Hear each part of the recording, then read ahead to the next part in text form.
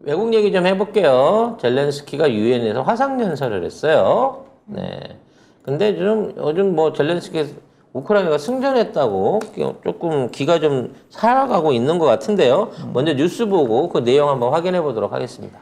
젤렌스키 대통령이 유엔 총회 일반 토의에서 화상연설을 통해 러시아가 협상을 거론하면서 예비군에 대한 부분 동원령을 발표한 것을 두고 러시아가 전쟁 종식에 진지한 뜻이 없다고 지적했습니다. 그리고 종전의 최우선 조건으로 러시아의 범죄에 대한 정당한 처벌을 요구했는데요.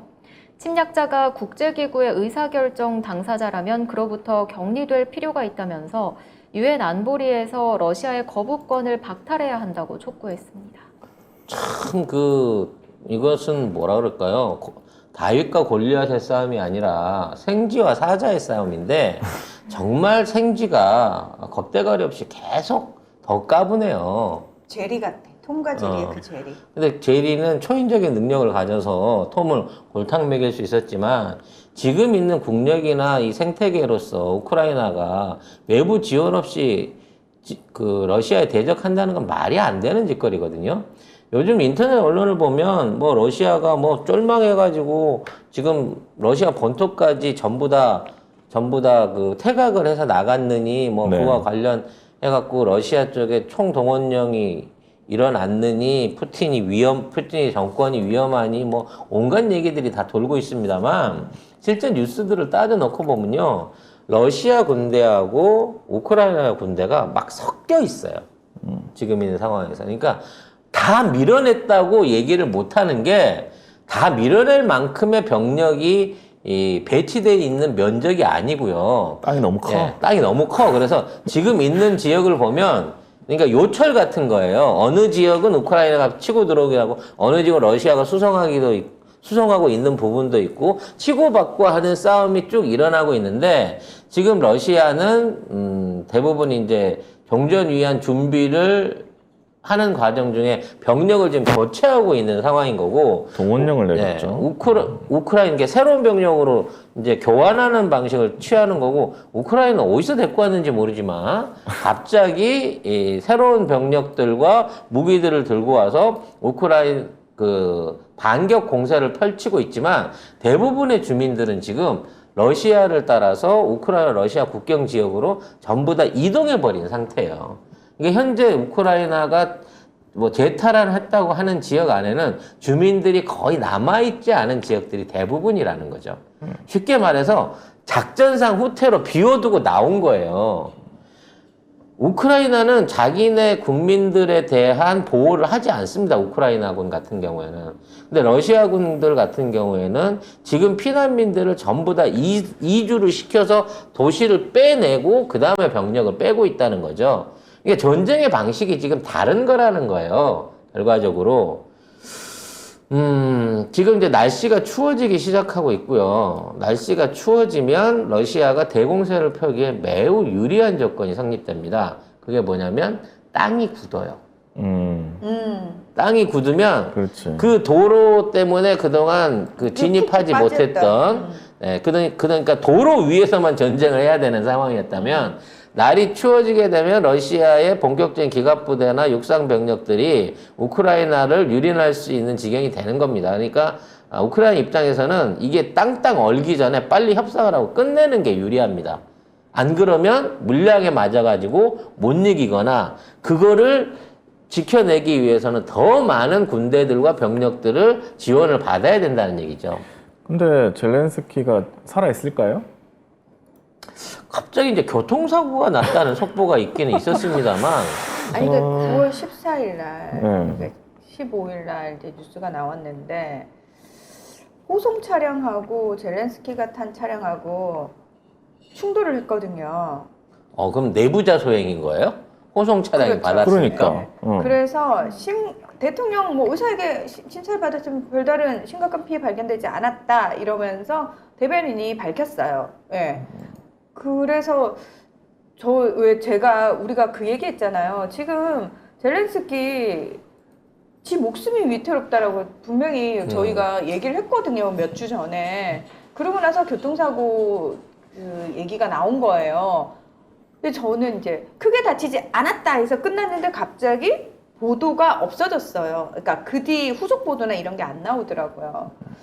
뭐 젤렌스키가 앞으로 얼마나 더 권좌를 지키고 이 전쟁을 끌어나갈 수 있을지는 모르겠습니다만 날이 추워지게 되면 사실상 전쟁은 종결될 가능성이 높습니다. 그 전에 합의를 봐야 되는 거거든요. 근데 일단 미국 측에서 엄청나게 지금 무기 지원을 많이 하고 있는 것 같고요.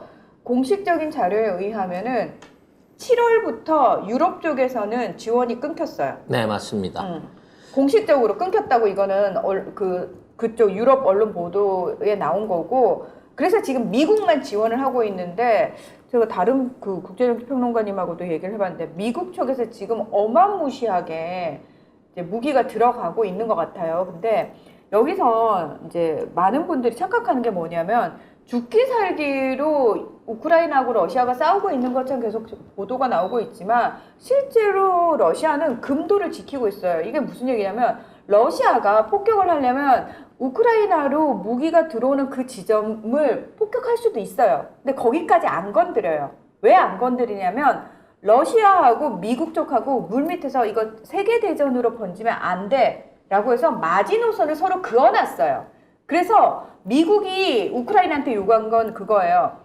우크라이나한테 절대 그 사거리가 300km 이상 되는 거 안 주는 이유가 우크라이나는 그거 달라고 그러거든요. 계속 그거 줘, 우리 크림반도 되찾을 거야 라는 핑계를 대서 계속 그거 달라고 그러는데 미국은 절대 안 줘요. 왜 안 주냐면 이유는 딱 그겁니다. 니들 그거 가지면 러시아 본토 칠 거잖아. 러시아 본토 치는 순간 세계대전이야. 근데 러시아하고 미국은 서로 그 부분을 건드리지 않기로 이미 협상이 돼 있는 상태예요.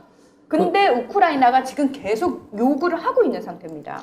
그래서 이러한 그 미국과 우크라이나 그리고 러시아의 짜고 치는 고스톱이 왜 일어나느냐를 가지고 많은 그 전문가들이 분석을, 음모론자들이 아니에요. 그 국제 평론가들이 분석을 하는데 이것은 독일을 사실은 무너뜨리기 위한 일종의 미국과 러시아의 합의에 의한 전쟁이다라는 얘기가 있습니다. 독일요? 네. 갑자기? 결과적으로 EU가 우크라이나에다 돈을 쏟아붓게 되면 그 재정 부담을 가장 크게 져야 될 국가는 독일인 거고, 현재 EU 안에서 독일이 차지하고 있는 지위를 봤을 때 이러한 현상을 통해 갖고 독일이 중심에서 움직이던 유럽에서 이제 러시아와 미국 측에 의해서 나눠질 수 있는, 즉 EU의 붕괴를 사실상 노리고 있다, 이런 얘기들이 있는 거고, 결과적으로는 지금 그래서 그 러시아의 그 가스 공급을 비롯한 여러 가지 그 경제적인 그 탄압에 의해서, 제재에 의해서 유럽 국가들의 인플레이션이라든지 유로화의 가치라든지 이런 것들이 폭락하면서 그 반사 이익을 미국이 얻고 있다라고 하는 분석이 나오고 있거든요. 지금 러시아를 찬양하는 게 아니고요. 이거는 국내 뉴스 언론들이 써놓은 국제 뉴스면을 보시면 저희가 지금 말씀드린 내용이 나와요. 제가 말씀드린 내용이 나와요. 러시아가 선을 안 넘고 있고 미국 입장에서도 우크라이나에 장거리 미사일 주지 않는 이유, 그 분석 기사들이 지금 다 떠 있습니다. 물론 이제 그 기사들은 다 미국 주류 언론을 그대로 번역한 거고 유럽의 언론을 그 보도를 번역한 거지만 어쨌든 그렇게 언론 보도로 나와 있는 거니까 그거 보시면 돼요. 러시아를 찬양하는 게 아니고 그 서구 언론이 그렇게 썼습니다. 그러니까 전쟁을 한다는 자체는 나쁜 거죠. 전쟁을 통해서 많은 피해가 생기니까. 근데 이 전쟁의 목적이 단순하게 우크라이나, 러시아 두 나라 간의 어떤 외교적 충돌이라는 앙금이 아니고, 크게 말해서 미국의 경제적 부활을 위한, 코로나 이후에 미국의 경제적 부활을 위한, 그걸 위해서 양털깎기를 해야 되는 미국의 입장에서 어떠한 방식으로 자국의 경제를 살리고 달러화를 강화를 시키고 또 그에 대한 실질적인 경제적 이득을 얻느냐의 목적으로 타겟을 EU를 삼았다는 거고, EU 중에 가장 부자 국가인 독일이 거기에 얻어맞아갖고 지금 경제가 처참한 수준으로 무너져 가고 있다는 거예요. 근데 아직 미국은 이러한 그 전쟁을 끝낼 마음이 없다는 거야. 미국의 내부적인 통신에 의하면 내년도까지는, 내년 연말까지는 여전히 지금과 같은 분쟁 상태를 유지할 것이라는 거죠. 그러면 누구를 찬양하고 누구를 잘했다 못했다를 지나서 그럼 우리는 이러한 상황에서 어떻게 대비를 해야 될 것인가? 이 전쟁이 장기화되고 지속적인 이런 고환율, 고금리 정책이 시작되고 공급망이 멈춰져 있는 상황 속에서 대한민국은 어떤 방식으로 외교를 하고 경제를 해야 될 것인가를 생각하자고. 우리가 왜 러시아에서 그 불똥 맞을 일이 없는데 왜 지금 있는 상황에서 일방적으로 우크라이나 미국 편을 들어가면서 바로 한반도 근접한 거리에 400km만 떨어지면 있는 러시아를 자극하냐고. 왜 러시아를 북한의 편에다 몰아놓고 그 둘을 손잡게 갖고 한반도의 외교적인 정치적인 위기를 만드는 상황을 초래를 하냐는 거지. 그런 부분을 생각하자는 거예요. 뭐 찬양을 얼어주고 씨. 지금 제가 러시아가 군도를 지켰다는 건 딴 게 아니고 러시아가 우크라이나 국경을 벗어난 공격을 안 하고 있다라는 걸 의미한 거예요. 최소한 예. 우크라이나는 점령지 주민들한테 먹을 거에서부터 기본적인 생필품이라든지 전쟁 포로에 대한 제대로 된 대우를 하고 있어요. 근데 우크라이나 아니라고. 막말로 그렇게 따지면 지금 저희한테 계속 니들 뭘 알아 하시는 분들한테 제가 좀 묻고 싶어요. 그러면은 당신은 뭘 알아서 도대체 뭘 받길래 당신이 본 그 뉴스가 진실이라고 어떻게 증명할 겁니까? 사실은 우크라이나 측이 계속해서 주장을 하는 거면 그거는 우크라이나 측의 입장인 거고 러시아도 러시아 측 입장에서 주장하는 게 있을 거고 미국도 미국 측 입장에서 주장하는 게 있을 거 아닙니까? 우리나라 언론들처럼 일본 입장에서 주장하는 것도 있을 거고 그러면은 얘들이 지금 어떤 시각을 가지고 이 상황을 바라보고 있구나 그걸 염두에 두고 그 모든 상황을 참고해서 내가 판단을 내려야 되는 거지 네가 틀렸네 내가 본 뉴스에서는 그렇게 얘기 안 하더라 이게 말이 되는 겁니까? 이러면 평행선이에요. 자, 판단은 여러분한테 맡기고요.